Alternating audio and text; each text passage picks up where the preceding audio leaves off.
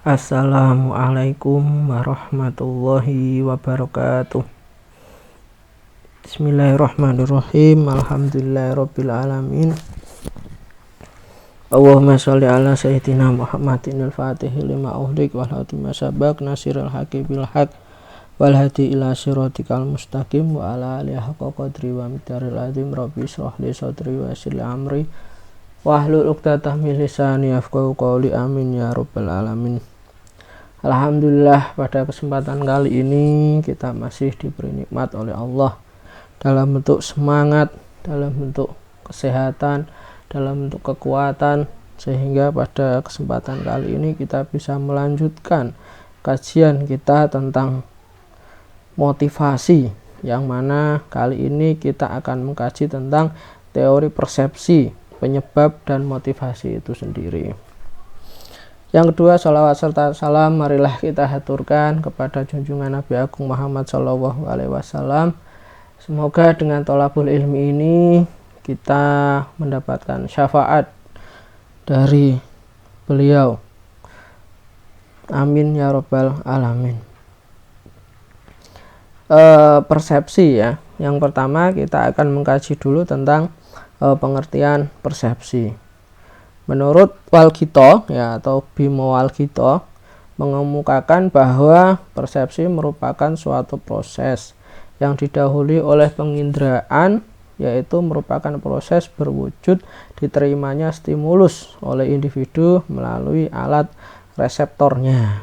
Jadi di sini dalam sebuah persepsi itu ya didahului dari penginderaan, yaitu alat indera ya. Kemudian diterima ya, dari alat indera itu diterima sebagai sebuah stimulus ya melalui alat reseptor tadi, yaitu alat indera tersebut. Terus yang selanjutnya Jalaluddin Rahmat ya menyatakan persepsi adalah pengamatan tentang objek, peristiwa atau hubungan-hubungan yang diperoleh dengan menyimpulkan informasi dan menafsirkan.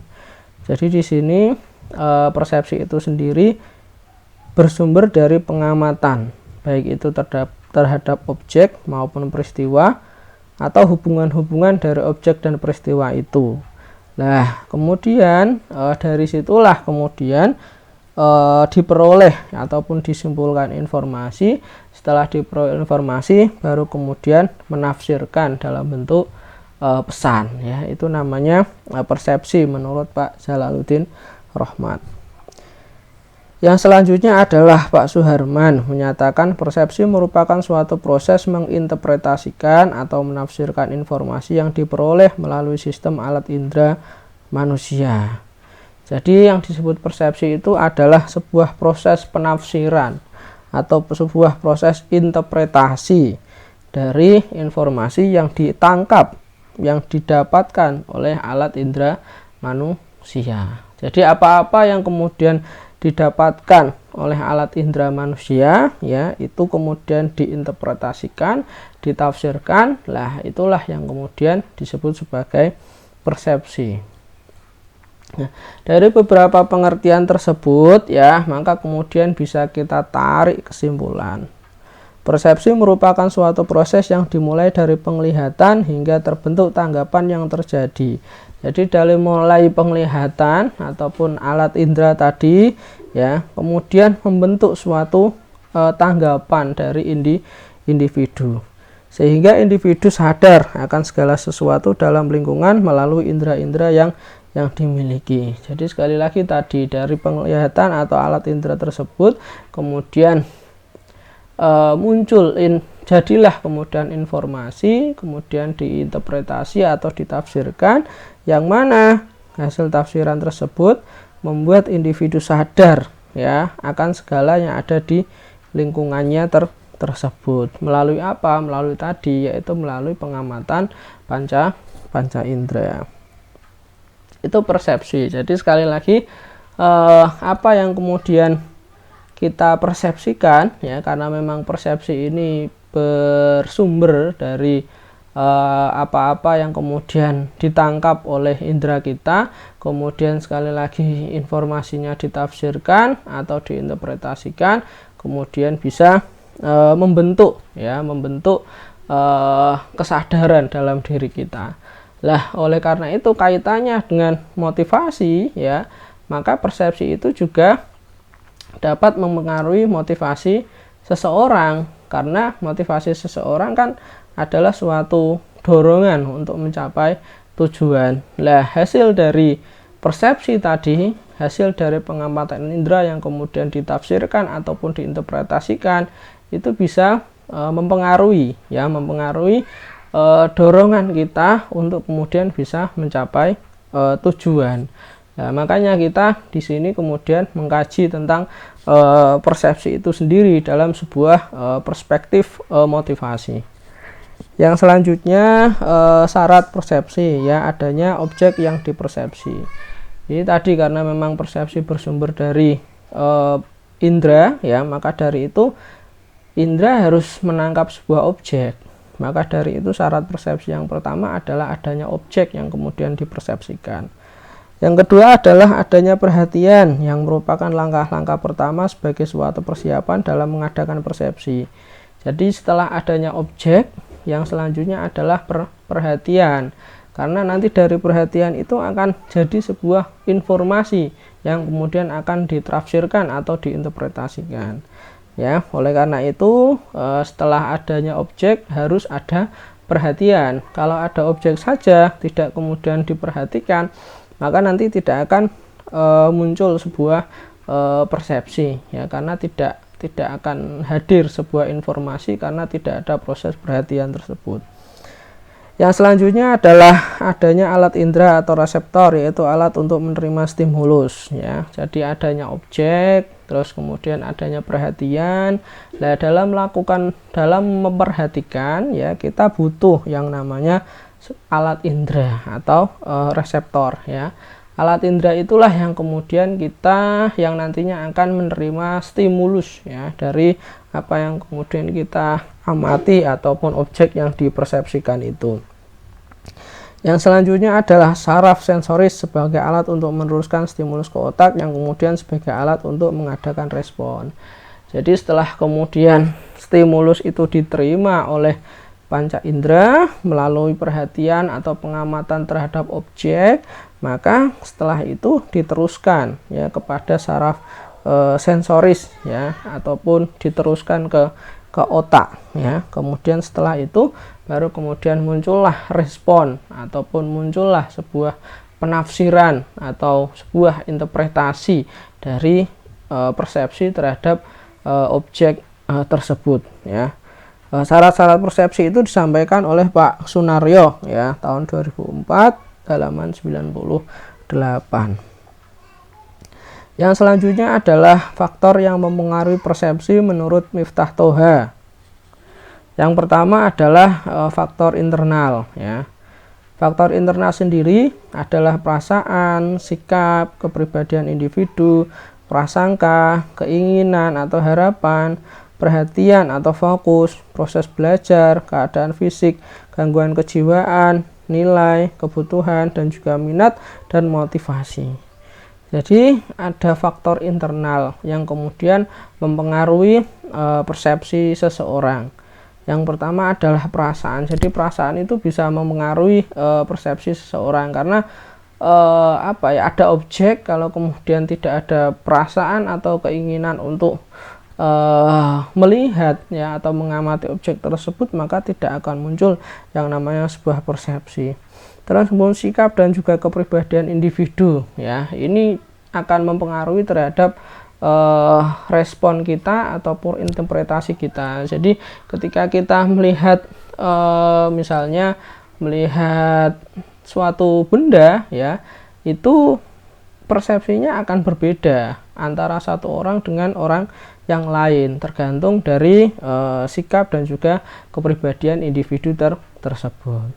Yang selanjutnya ada prasangka ya, ini juga sama ya. Jadi prasangka juga bisa mempengaruhi persepsi seseorang ya. Jadi ketika kita melihat sesuatu objek ya, kemudian prasangka antara satu orang dengan orang yang lain itu berbeda, maka juga akan berbeda nanti persepsinya. Kalau kemudian dia berprasangka positif ya, nanti akan muncul persepsi yang positif. Tapi kalau kemudian prasangkanya negatif ya, maka juga akan muncul persepsi yang negatif walaupun objeknya sama ya, objeknya sama. Itu yang kemudian disaksikan oleh indera, tapi karena prasangka individu itu berbeda, nanti persepsinya juga akan berbeda. Saja keinginan dan harapan ya, keinginan dan harapan juga mempengaruhi persepsi seseorang ya. Perhatian ya, perhatian juga mempengaruhi karena memang sejauh mana ya, sejauh mana perhatian kita, itulah yang kemudian nanti akan membedakan antara persepsi satu orang dengan orang yang lain.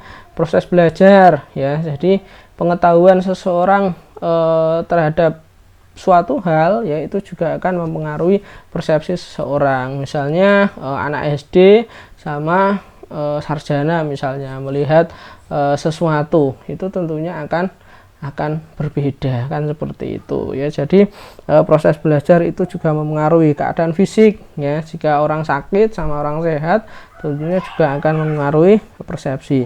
Gangguan kejiwaan, orang sakit mental sama orang yang sehat mental itu juga akan berbeda.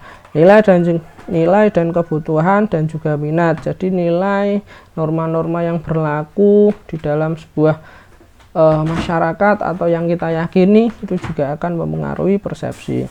Minat ya, dan juga motivasi. Jadi motivasi seseorang juga akan berpengaruh terhadap persepsi. Kenapa? Karena motivasi sekali lagi itu adalah dorongan untuk mencapai suatu tujuan. Jadi kalau kemudian dia tidak ada motivasi untuk kemudian mengamati, untuk kemudian memperhatikan ya, kemudian menafsirkan, maka juga hasil persepsinya juga nanti akan berbeda. Lah, motivasi sendiri ya, kemarin kita juga sudah mengkajinya, merupakan keadaan dalam diri seorang yang mendorong keinginannya untuk melakukan kegiatan guna mencapai tujuan sesuatu. Jadi ini dorongan seseorang untuk melakukan sebuah kegiatan dalam rangka mencapai sesuatu tujuan ya. Itu faktor internal. Yang selanjutnya adalah faktor eksternal ya, latar belakang keluarga ya, ini faktor dari luar ya. Latar belakang keluarga, informasi yang diperoleh, pengetahuan dan kebutuhan sekitar, intensitas, ukuran, keberlawanan, pengulangan gerak, hal-hal baru, dan familiar atau ketidakasingan suatu objek itu juga mempengaruhi persepsi. Jadi pengetahuan bisa mempengaruhi persepsi, latar belakang keluarga sekali lagi juga bisa mempengaruhi persepsi, informasi yang diperoleh itu juga akan mempengaruhi persepsi. Jadi semakin banyak seseorang menerima informasi, maka persepsi seseorang akan lebih komprehensif ya, akan lebih utuh, akan lebih bagus tentunya daripada orang yang kemudian terbatas dalam rangka mempengaruhi informasi.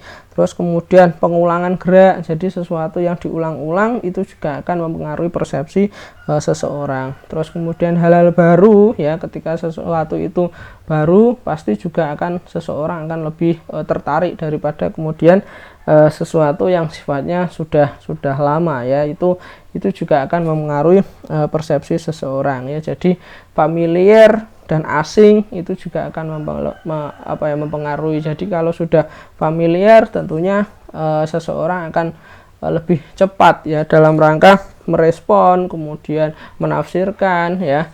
Tapi dari yang sesuatu yang asing ya, biasanya seseorang itu lebih pada istilahnya kurang begitu perhatian ataupun kurang begitu fokus, hingga kemudian persepsinya juga akan terpengaruh ya. Jadi sekali lagi persepsi ya, dalam kaitannya dengan motivasi ini ya, persepsi juga bisa mempengaruhi motivasi seseorang atau dorongan untuk melakukan sesuatu dalam rangka mencapai suatu tujuan ya. Begitu juga ya, motivasi juga bisa mempengaruhi yang namanya persepsi itu sendiri. Yang selanjutnya adalah proses-proses persepsi ya. Yang pertama adalah stimulus atau rangsangan. Terjadinya persepsi diawali ketika seseorang dihadapkan pada suatu stimulus atau rangsangan yang hadir dari lingkungan. Jadi yang pertama adalah hadirnya stimulus ataupun rangsangan dari dari lingkungan ya. Jadi harus ada objeknya dulu, harus ada stimulusnya dulu agar kemudian muncul yang namanya persepsi. Nah, setelah kemudian ada stimulus dari lingkungan, yang selanjutnya adalah registrasi. Nah, registrasi di sini adalah suatu gejala yang nampak ya, mekanisme fisik yang berupa penginderaan dan saraf seseorang berpengaruh melalui alat indera yang dimilikinya. Jadi ketika ada stimulus kemudian disaksikan ataupun dilihat melalui panca indera ya, melalui indera manusia itu ya, terus kemudian berpengaruh terhadap indera tersebut. Nah, seseorang dapat mendengarkan atau melihat informasi yang terkirim kepadanya, kemudian mendaftar semua informasi yang terkirim kepadanya tersebut. Jadi seorang bisa melihat, kemudian mendengar informasi yang kemudian didapatkan itu. Nah, setelah itu informasi-informasi itu diregister atau diregistrasikan, dikumpulkan ya, itu dikumpulkan. Nah, setelah dikumpulkan baru kemudian diinterpretasi ya. Interpretasi di sini merupakan suatu aspek kognitif dari persepsi yang sangat penting, yaitu proses pemberian arti kepada stimulus yang diterima. Jadi setelah informasi baik melalui penglihatan, kemudian pendengaran atau melalui indera tersebut diregister ataupun dikumpulkan, didaftarkan, kemudian diinterpretasikan ya. Interpretasi ini sangat penting karena interpretasi ini merupakan pemberian arti ya, pemberian makna terhadap stimulus yang diterima tadi. Nah, proses interpretasi tersebut bergantung pada cara pendalaman, motivasi, dan kepribadian manusia. Jadi kedalaman kita dalam melakukan interpretasi atau penafsiran terhadap stimulus itu tadi ya, atau informasi yang diregister tadi, itu juga akan berpengaruh terhadap persepsi dari interpretasi yang akan kita munculkan ya. Begitu juga motivasi kita juga akan berpengaruh. Kalau kemudian misalnya motivasi kita sudah malas ya, istilahnya sudah malas untuk melakukan interpretasi terhadap sesuatu, itu pasti kita akan halah kayak gitu aja kan gitu. Terus kemudian kalau kita kemudian memiliki motivasi untuk kemudian melakukan interpretasi terhadap stimulus yang sudah kita dapat, maka persepsinya juga atau interpretasinya juga akan lebih akan berbeda ya dari kepada motivasi yang kemudian rendah dan juga motivasi yang tinggi tadi.